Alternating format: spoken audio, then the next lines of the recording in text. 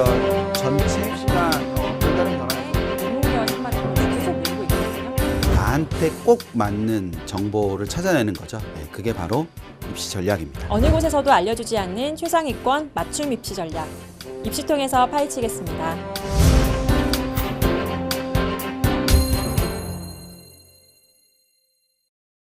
입시로 통하다 입시통 세 번째 시간입니다. 안녕하세요. 입시통 진행을 맡고 있는 이투스 교육평가연구소 최은지입니다. 3회에도 어렵게 모셨습니다. 이투스 교육평가연구소 김병진 소장입니다.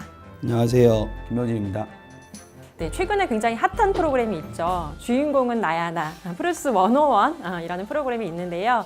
저희가 그 프로그램의 컨셉을 가져와서 오늘 입시통에서는 국어 영역의 중요성에 대해서 한번 다뤄보려고 합니다. 국어 영역의 중요성에 대해서 이제 다뤄보기 이전에 굉장히 많은 학생들이 국어 영역 공부하는데 많은 어려움을 겪고 있거든요. 그래서 그렇죠. 그 부분에 대해서 네. 소장님께서 한번 말씀해 주시면 좋을 것 같아요.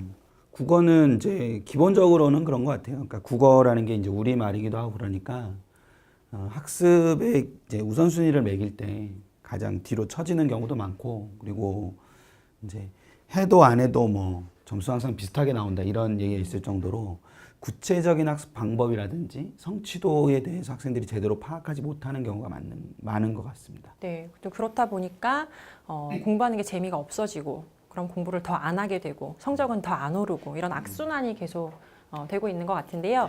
그런데 사실 국어 공부가 단순히 국어 영역에만 영향을 미치는 것은 아니잖아요. 그렇죠. 네, 수능에서 가장 중요하게 이제 평가하려고 하는 부분이 사고력인데 그 사고력을 잘 훈련할 수 있는 영역 중에 하나라고 생각이 들거든요.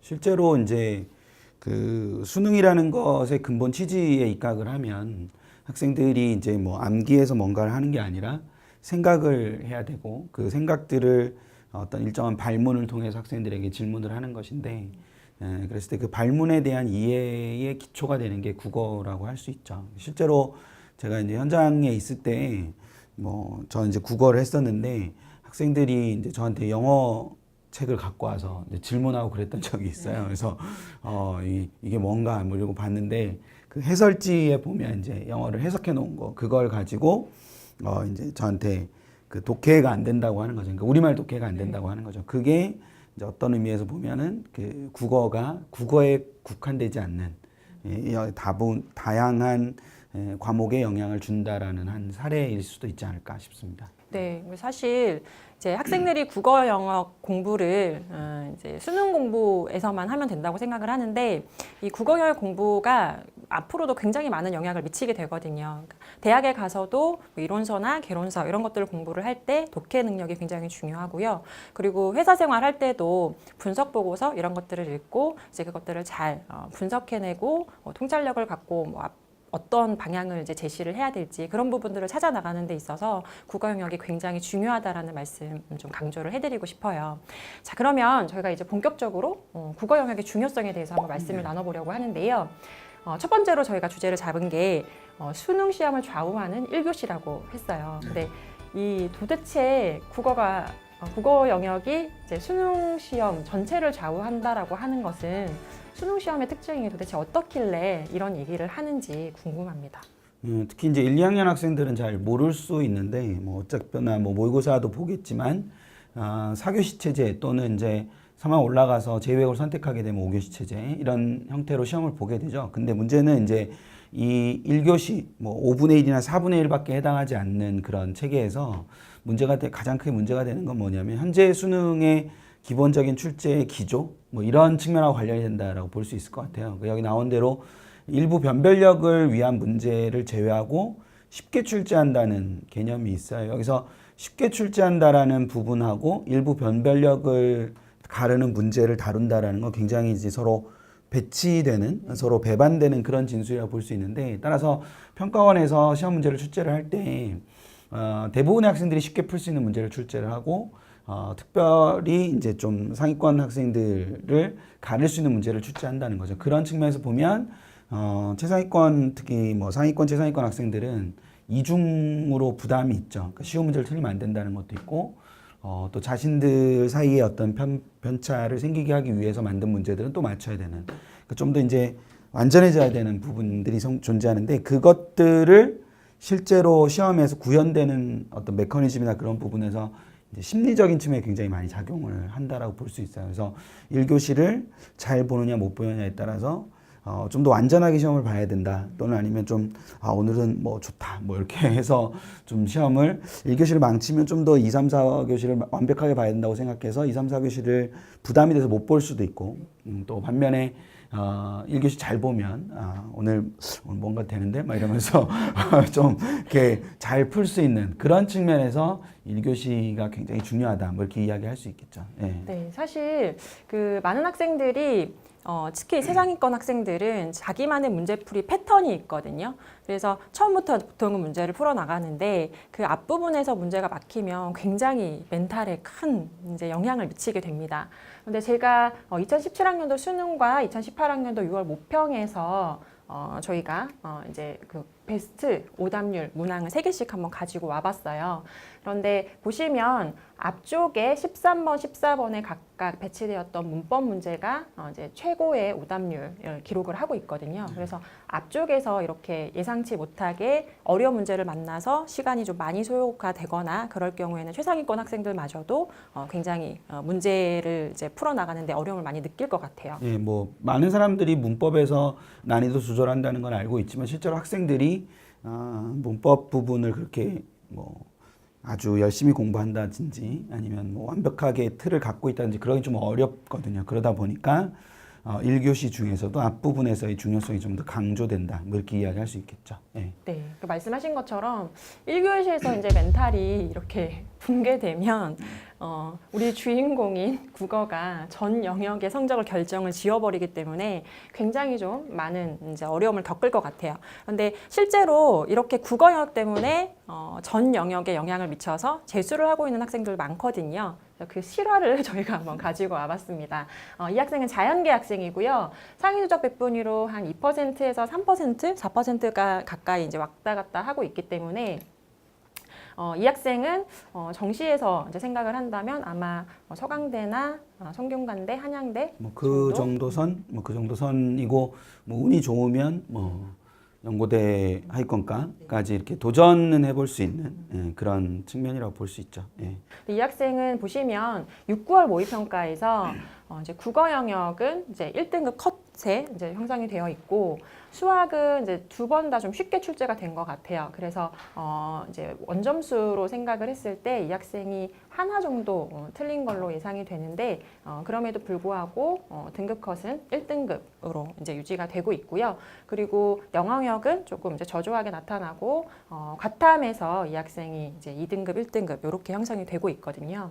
이런 패턴을 보이는 학생들 같은 경우 이제 이 국어 96, 95라는 숫자가 그렇게 이제 피부로 와닿지 않죠. 그러니까 자연계 학생이다 보니까 수학하고 물원의 이 부분을 좀 더 완전하게, 그러니까 국어와 영어의 학습을 좀 게을리할 가능성이 존재합니다. 특히 이런 학생들이 수능 시험장에 가서 국어는 영어에 비해 상대적으로 좋았었기 때문에 국어를 또 이렇게 좀 어렵게 접하게 되면 수능 결과가 아까 잠깐 나왔지만 안 좋을 가능성이 굉장히 높은 그런 패턴이죠. 네, 보실까요?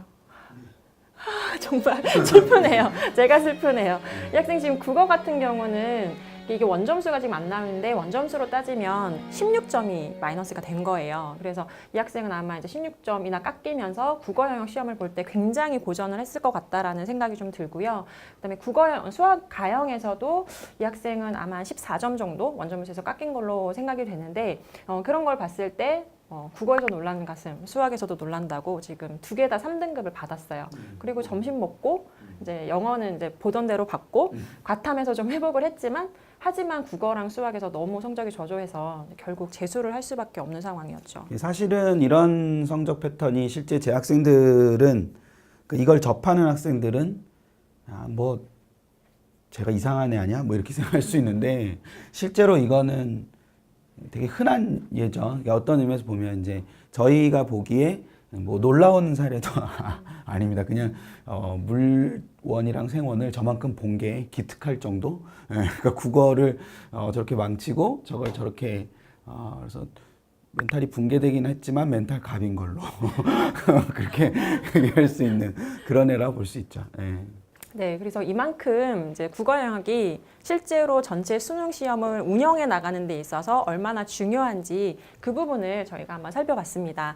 자, 그러면 이제 지금부터는 실제로 국어 영역이 입시에서 어떤 영향을 미치는지 수시와 정시 측면에서 한번 다뤄보려고 하는데요. 이 수시와 정시 측면에서 다뤄볼 때 가장 중요한 영향을 미치는 요소가 아무래도 영어 절대평가인 것 같아요. 네. 네. 뭐 결과적으로는 영어가 이제 절대평가는 이제 그대로 진행이 되는 거고 지금 1, 2학년 친구들도 절대평가가 뭐 바뀔 일은 뭐 당분간은 없을 것 같이 느껴집니다. 그랬을 때 영어라는 것이 상대평가의 절대평가로 넘어가면서 평가 방식의 변화를 가져온다는 거는 각 대학들이 수시 수능 최저학력 기준을 활용할 때 영어를 어떻게 두고 활용할 것인가에 대한 어떤 고민 뭐 이런 것들이 나타나게 되는 거고 그런 고민을 해결하는 방식 중에 이제 하나가 영어를 빼고 나머지 영역 가지고 최저를 만들거나 영어를 포함한 상태에서 최저를 만들거나 이렇게 두 가지 패턴으로 크게 나뉘게 되죠. 그랬을 때 어떤 친구한테는 영어가 굉장히 전략적 과목이 되고 어떤 친구한테는 영어를 이제 제외한 다른 부분에서 역할을 할 수도 있는데 대학들이 생각할 수 있는 방식 중에 하나가 두 과목 보던 걸 세 과목 보고 뭐 세 과목 보던 걸 네 과목 보고 이런 식으로 보는 거예요. 그러면 두 과목 보던 걸 세 과목 본다는 얘기는 국어 안 들어가다가 들어간다는 얘기고 뭐 세 과목 보고 세 과목 보는 걸 네 과목 본다는 얘기는 국어를 뺄 수 있던 데서 뺄 수 없다 뭐 이런 형태로 변화하는 거기 때문에 이 국어의 중요성이 상대적으로 더 커지는 거다 이렇게 해석할 수 있겠죠. 네. 그럼 실제로 그 수능 최저학력 기준에서 영어 절대평가가 되면서 어떻게 변화가 되고 있는지 이제 상위권 대학의 일반 학과를 기준으로 한번 살펴볼게요. 지금 연세대와 고려대 말씀을 나누고 있는데요. 지금 연세대와 고려대 둘 다 2018학년도, 19학년도에는 4개의 영역을 모두 지금 활용을 하고 있어요. 근데 그 이 4개의 영역을 모두 활용한다라는 거의 의미가 뭐냐면 첫 번째는 모든 영역에서 성적을 골고루 잘 받아야 된다. 그러니까 국어 영역을 뺄 수가 없다라는 것 하나가 있고요. 또 하나는 이제 재학생들이 수학이나 이제 탐구에서 상당히 좀 고전을 하고 있기 때문에 거기서 뭐 2등급 뭐 요 정도 받을 수 있다라는 걸 감안을 했을 때 국어와 영어 영역에서 1등급을 제대로 확보를 해준다면 좀 도움이 되지 않을까, 전략적으로 활용할 수 있지 않을까라는 생각이 들거든요. 뭐 지금 말씀하신 부분에서 이제 그 학생들이 각자 개인적으로 이제 다 강점들이 있는 영역이 따로 있으니까 그게 모두에게 적용되지 않는다고 해석할 수도 있지만 통상적으로 봤을 때 제 학생들이 이제 수학과 탐구의 학습 완성도가 좀 떨어지는 경우가 대부분이에요. 탐구는 두 과목 다 이렇게 뛰어난 경우가 별로 없고 그리고 수학은 이제 끝까지 다 잘하는 친구들이 별로 없기 때문에 그럼 결국 이제 뭐 수학이랑 뭐 연대 같은 경우 예를 들어서 연대 인문계 같은 경우에 탐구 두 과목과 수학이 이렇게 들어가는데 저기서 이제 하나도 못 빼는 거거든요. 연대는 영어를 뺐기 때문에 따로. 그래서 저 4개 영역을 다 집어넣어야 되는 상황에서 인문계 기준으로 합7이다. 그러면 순간적으로 딱 생각할 수 있는 게 2등급 3개랑 1등급 하나잖아요. 예, 그러면 이제 완성도 떨어진다라고 가정을 했을 때 수학 2등급 받고 탐구를 둘 다 2등급 받으면 국어에서 1등급을 받아야 되는 상황이죠. 예, 그랬을 때 이 탐구 과목은 기본적으로 3학년 올라가면서 선택하는 경우가 대부분이잖아요. 근데 국어는 1학년 때부터 계속 공부를 하는 거죠. 그 수학은 해도 안 오르고, 그렇죠? 그러니까 그런 상황이라는 점을 생각하면 국어가 오히려 더 전략적인 과목이 될 가능성이 굉장히 높다. 뭐 이렇게 해석할 수 있겠죠. 네. 자연계 의대도 한번 살펴볼게요. 의대 같은 경우는 지금 국영수 과 세계 등급 합 4 또는 세계 1등급 뭐 이렇게 형성되는 경우가 많았거든요. 17학년도까지는. 그런데 영어 절대평가가 되면서 4개 영역을 모두 활용하는 대학이 증가하고 있어요. 네, 그렇죠. 그러니까 뭐 국수형 세계 등급합 3도 있지만 뭐 국수형 과외 세계 등급합 3 이렇게 하게 되면 이제 한 개 영역을 아예 통째로 빼버릴 수 있는 건데 그런 대학들이 4개 등급합 5로 바뀌어가게 되면 이거를 뭐 하나를 뺄 수 없는 상황이 되는 거죠. 2018학년도 같은 경우 이제 이런 의대들이 있고 2019학년도에는 여기 이제 그대로 다 들어가는데 여기서 이화여대가 이제 새로 들어가는 거죠. 이런 형태로 변화가 나타나는 거라고 볼 수 있습니다. 이 학교들뿐만 아니라 다른 대학들도 이제 과탐 한 과목을 보느냐, 두 과목을 보느냐, 뭐 이런 식의 형태도 있고 등급합이 6이냐, 아니면 뭐 세계 1등급을 그대로 가져가면서 영어 2등급을 가져가는 연대 같은 경우, 아니면